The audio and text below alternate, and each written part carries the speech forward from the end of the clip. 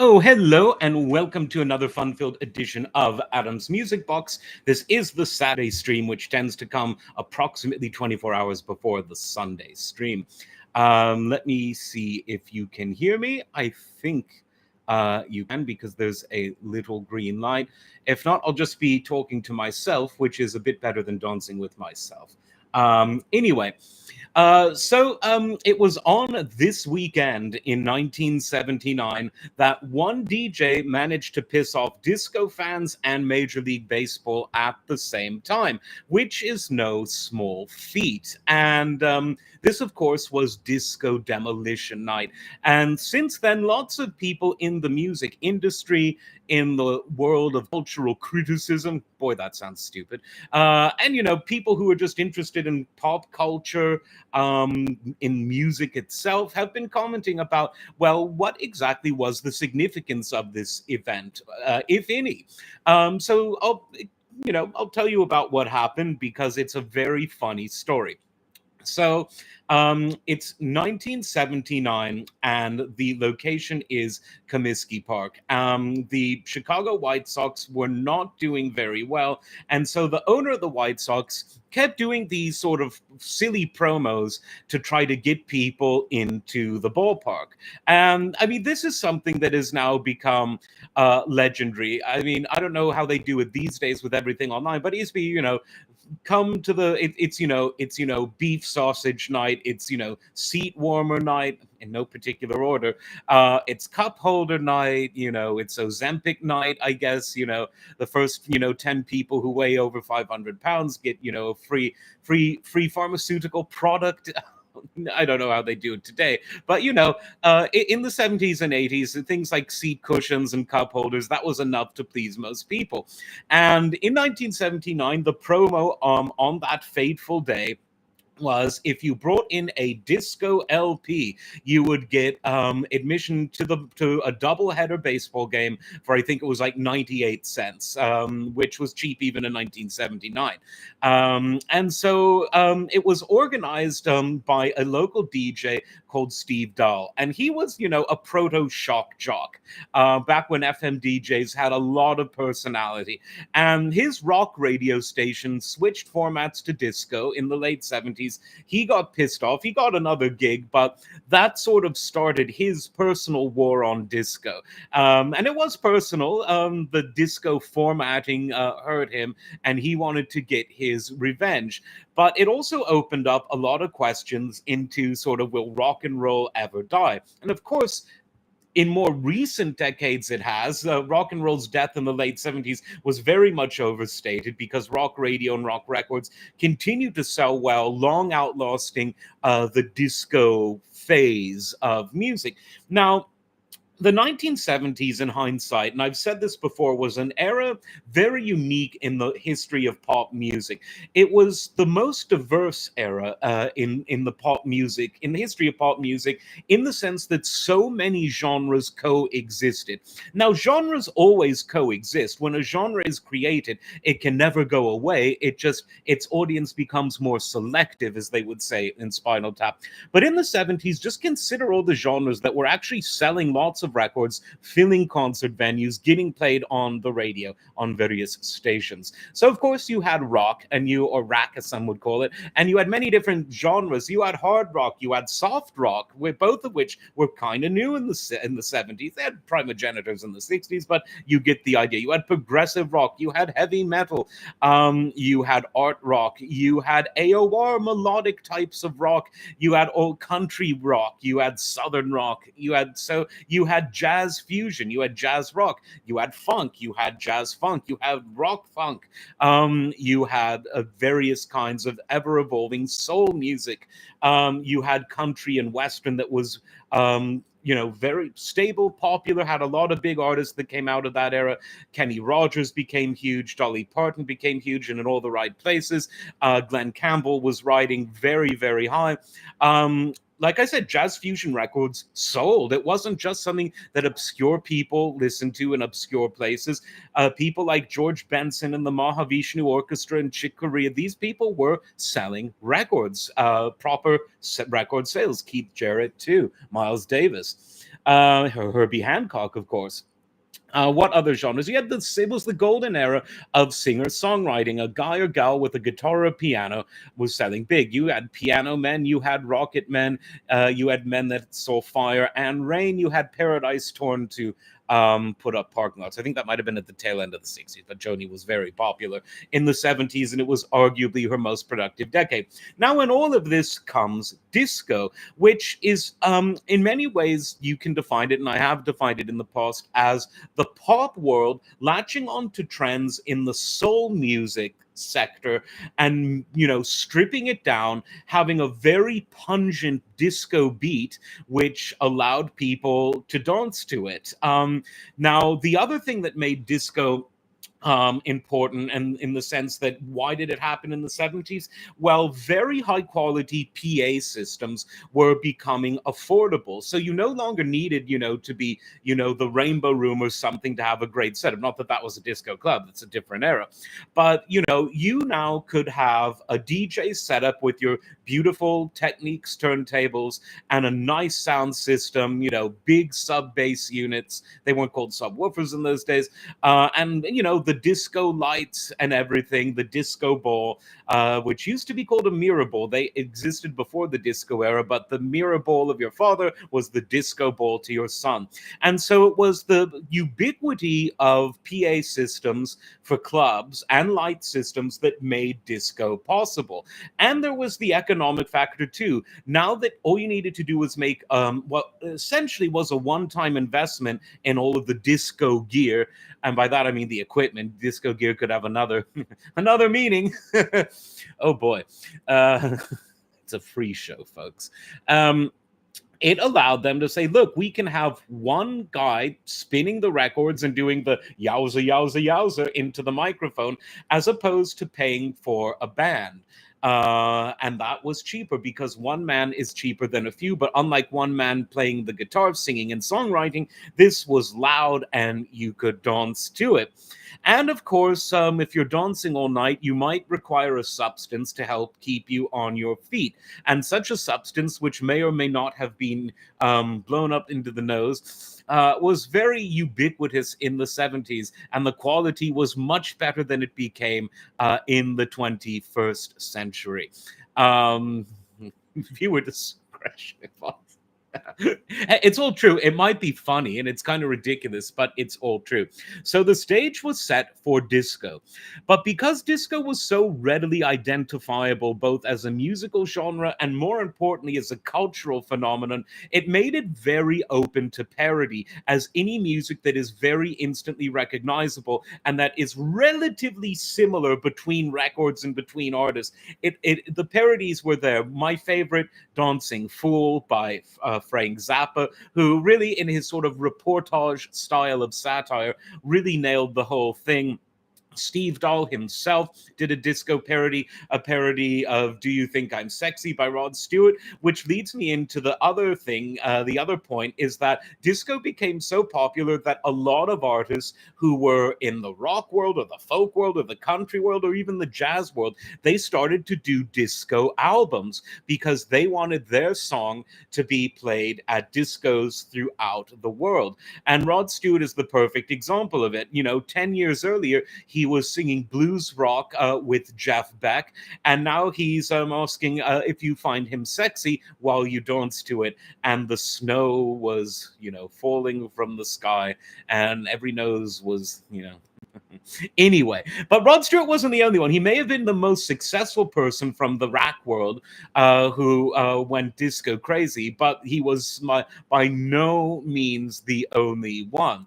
And you had, like I said, you had jazzers do it. Everyone was getting in on the disco craze. You even had Rick Dees, another DJ, do a sort of novelty song that was a takeoff on the genre that also sort of parodied the sociology of the disco. And this was, of course, Disco Duck, Don't Be a Cluck, one of the most profound pieces of lyricism ever, almost as good as rhyming abracadabra with grab ya. Anyway, rock through all of this kept going strong. So these things were coexisting, but disco had captured for a while in the late 70s, sort of between 77 and 79, the public's attention after being something that existed in 74, 5, 6, but really at this time it captured attention. ELO, one of my favorite bands, they even did an album of great music, but with a bit of a disco rhythm. And the album was called Discovery, and the joke was disco very. And it was one of ELO's top selling albums. It's a great album. And again, it's not a disco album, but it hints at what was going on in the wider musical world outside of the rock scene. So, Steve Dahl, back to him. He lost a gig over disco. He was pissed off, but being ever the creative type, he and the White Sox, they organized this shindig at Comiskey Park. So the baseball game, it was a doubleheader. They were playing. Who are they? Let me double check. Who were they playing in game one? So it was game one. They were playing the Detroit Tigers, and obviously they were also playing the Tigers in what would have been the second game. So in between the games, is when this disco stunt happened. Now, how did the stunt work? So all of these baseball fans and disco haters, and they weren't really baseball fans, but more on that later, they brought a disco LP. So, you've got your Donna Summers, you've got your Bee Gees, you've got, all of that stuff. And the idea was this guy, Steve Dahl, would put all of these records into a big sort of box, fill it with dynamite, and explode it. And explode it he did, and he made a whole shindig out of it. The records went everywhere. There was a huge hole in the baseball diamond. He was riding around in a fake military uniform in the back of a Jeep. It was really, the whole thing was really, it was fun and crazy. But then a riot happened. One of the reasons is that the security guards weren't really looking at the baseball diamond itself. They were looking at the entrances and exits to Comiskey Park. And so the fans in the audience who had, they'd been drinking, they rushed onto the baseball diamond, and they basically started rioting and setting fires and throwing the bases around. They destroyed some of the benches, and the whole thing, it became a full-scale riot. And as a result, the Cubs, wrong Chicago team. The White Sox were forced to forfeit the second of what would have been the doubleheader to the Detroit Tigers. And that was actually the last time in MLB history that a baseball team has been forced to forfeit. So they tried to bring down disco, but they brought down baseball.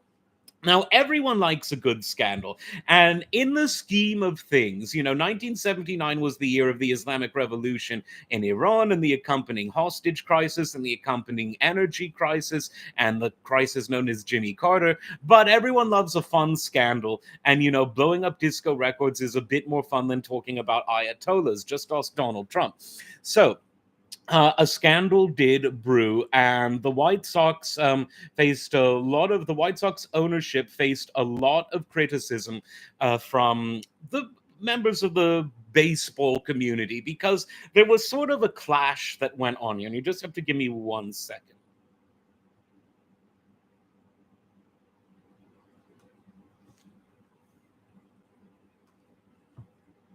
One second, folks.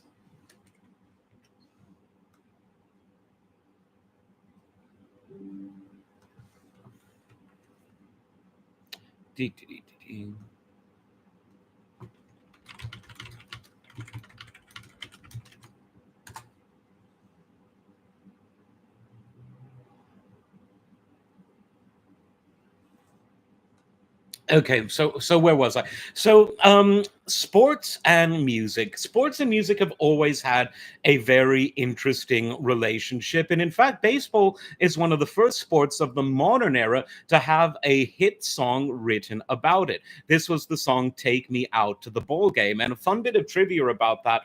Cracker Jacks were rarely sold at baseball games, if ever, before that. And apparently, the man who wrote the composition and wrote the lyrics, he wasn't much of a baseball fan. So he made an assumption that, oh, hell, they must sell Cracker Jacks at baseball games. And, in the sense of remote viewing, he dreamt it into reality. He manifested the Cracker Jacks. And now you can get Cracker Jacks at baseball stadiums, unless that's offensive to someone, because everything's offensive to someone these days, or at least it was. I think finally we're kind of getting over that bullshit. But anyway, so there's always something about the sports world that in the 70s and even into the 80s, it was always a bit more conservative than the pop culture around the movie industry and especially the music industry. And we saw this, for instance, in the NFL, in Super Bowl III, where Joe Namath, unlike most people in the NFL at that time, he exhibited all of the symptoms of the modern pop culture. He was laid back. He liked a good time. He, was public about how the girls all loved him. He had long hair. He wore fur coats on the sideline. And this was in contrast to, people like Vince Lombardi, who ran a tight ship, or someone like Johnny Unitas, the Colts quarterback, who eventually played in Super Bowl III in the second half. I mean, The Simpsons even made fun of this in the 90s, where Grandpa Abe Simpson was someone who was socially conservative, who crew cutted Johnny U, and his hippie wife liked Joe Namath.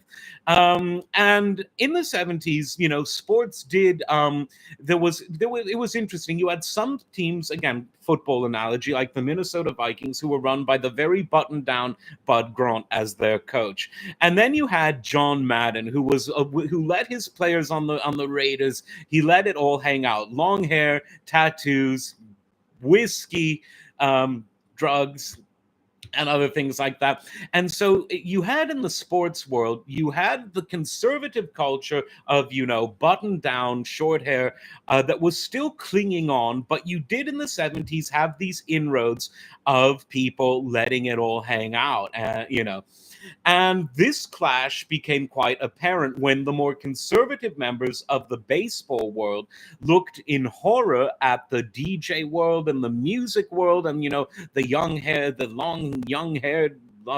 long-haired young people. See, I got it right the third time, who were involved in this disco demolition night. And it wasn't just the people in the world of baseball who were pissed off about this. The people in the disco world were quite upset about it. Casey in the Sunshine Band, Casey called him, this guy Steve Dahl, he called him an idiot. Nile Rodgers of Chic compared him to Hitler. And that was before everyone was compared to him the way they are today. Lots of people were pissed off. And then the sociologists came in. I kid you not, this was the year that Iran had a revolution, but sociologists were busy studying a guy who blew up a bunch of disco records at a fucking baseball game. It just shows you it was a more innocent time, but hypocrisy is one of these it's one of these universal things that never tends to go away. So some people thought that it was sort of a clash of the races, which I think is BS. But the idea was that because disco has its origins in soul music, and because there were more black disco artists at that time than black rock and roll artists, but again, I really don't think that's the thing. I think it was more of the thing, if you really want the sociology. Rock and roll was a very masculine music. It was about the guys who, traveled alone. They drove El Caminos and did their own thing. Where, disco was music that was marketed to people who were either affluent or aspiring to be affluent. They got the chicks, even though they were less rugged than, the guy, driving to a Skynyrd concert in his El Camino. And so I think it was more of that sociology. I mean, if you drove up to the disco, you had you had a Lincoln Continental, you had money to buy the snow. And if you were, driving to a Zeppelin concert or a Bad Company concert, you'd have a Camaro or an El Camino or a Malibu. And, you were more into the beer than the snow because it was cheaper. And, it was that, I think it was more socioeconomic than sort of socio-racial, but, you sell more magazines by saying it was a racial issue, which people did at the time and subsequent to that as well. Other people thought that it was an anti-gay movement, where I don't really see that in particular. I think that was really more of of, you could say there was an element of optics to that, but the guys who were blowing up the disco records, they just wanted to rock and roll all night and party every day, as guys who wore costumes did. But there was this notion that while part of disco is about getting the girls, there was this androgynous element. There were gay discos, and there was, so you could argue, obviously, because of that, that there was more of a gay disco scene than there was a gay scene in rock. But just ask Rob Halford if that's true. He'll tell you no. Ask Freddie Mercury while you're at it. So again, these things tend to get exaggerated by critics who they kind of use music as a shield for their own lack of originality, and their comments on the music industry are reflective of that. Well, what about you, you son of a bitch? Well, as for me, I'm not a hater. I'm a lover. I'm a lover of all music, and I try to, tamp down the more hysterical, clickbaity reactions to developments in the music world, and I'm quite successful at it. And the proof of that is how few views these live streams get. So if anyone is good at not creating clickbait, I'm your man. And so there was the fallout from that. There were people that were calling Steve Dahl all sorts of names. And then there were some of the people who were giving him credit for actually hastening the demise of disco. Now, is that true or is that false? Well, it depends on how you look at it. Disco, in its classic origins, did kind of end in 1980. They found a cure for Saturday Night Fever, and they didn't even need to lock us all in our houses for that immunization to take place. So, Fauci or Steve Dahl, you be the judge of who you like more. So, disco in that, classical quintessential disco died down. But in its place came a lot of new wave bands and new romantic bands, and lots of bands that made, surprise, surprise, danceable music. Drum machines were coming into things. Samplers and sequencers became ever more, omnipresent in the 80s. And so while bands you could dance to, Duran Duran and stuff like that. It wasn't disco, not at all, but it was music you could dance to. Look at things like Culture Club. The genders were bent. It was danceable. It was not rock and roll in that sense, in the sense of anything resembling hard rock. And then you add, Depeche Mode, synth dance bands. Now, Depeche Mode lyrically were a huge departure from disco, because while disco was all about getting down tonight, Depeche Mode was all about feeling down 24/7. But it was dance music. And so you could also argue that the fact that hip hop was all about the beat and all about something for you to vibe to, something for you to bounce to, as DJ Quick would say, and indeed DJ culture. A lot of that was owed to what was growing up in the streets of New York musically at that time. But again, the idea of the turntable as an instrument and as a sort of social focal point, the place where most people initially discovered that musical and sociological hypothesis was at the disco. So did disco die? In its classic form, it did, but zombie disco is still with us today, because rock and roll has died. It certainly didn't die in 1977. The 80s were a great decade for rock and roll music, both commercially and I would argue artistically as well. But sometime in the early 20th century, probably sometime after 2005, hip hop derived music replaced rock derived music as the main musical idiom of the pop world. And so it remains today. So while the pop musical idiom between the 20s and early 60s was a softened, watered down version of jazz, we call it classic pop. And while the pop music from the mid 60s to the early 21st century was watered down versions of rock, now we have watered down versions of hip hop. It's all about synthetic beats, as opposed to a real drummer on a real drum set. It's all about a steady rhythm, and danceable music is very, very popular. There really aren't many rock clubs these days outside of parts of economically depressed areas of Eastern Europe. When you go to the club, it's going to be hip hop derived music, and by extrapolation, in terms of the sociological function of danceable pop music, you could say that it is a derivative of disco. So, disco may have been destroyed in its first incarnation, but zombie disco is very much alive and well today, just as danceable pop hits coexisted in the 80s, let alone the 70s, along with Van Halen and Def Leppard and Journey and all of that. Just as sure as in the mid and late 70s, the Bee Gees and Gloria Gaynor and the disco incarnation of Diana Ross coexisted with Leonard Skinner and Bad Company and Led Zeppelin, and bands like that.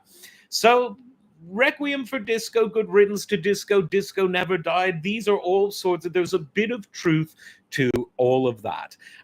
So did Steve Dahl have the lost laugh, or did disco? I think in some ways they both did. The only people who suffered were the Chicago White Sox. And that might be the only consistent theme that we explored today. As always, like, subscribe, and we will see you next time. Take care.